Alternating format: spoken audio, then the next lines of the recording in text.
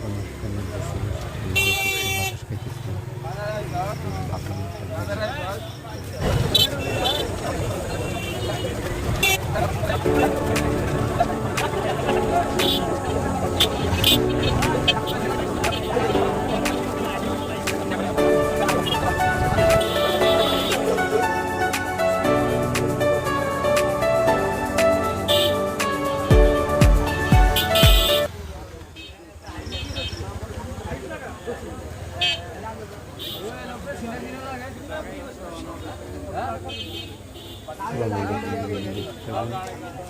like share করুন, follow করুন, subscribe করুন এবং